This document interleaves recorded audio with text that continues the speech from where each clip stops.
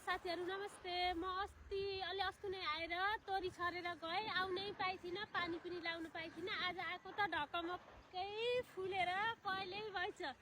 यो देखिनी जति खेत मेरै हो। खेतारा जो धेरै लाग्ने, आजकल त अर्मो पर्मो गर्ने जमाना गए भए खेतारा जो धेरै लाग्ने। अब यत्रा छिन्नला खेतारा भन्नला सहिलो हो। यत्रो हुन्थ्यो खेतारा खोज्नै नपाइने। कोही खाली हुनुहुन्छ भने अलि सस्ता खेतारा तपाईकातिर हुनुहुन्छ भने भन्नलाई। त्यो सबै हो उहाँसम्म। हजुरबुवाका पालादेखिको खेत सबै छ के बेच्न नि मन नलाउने।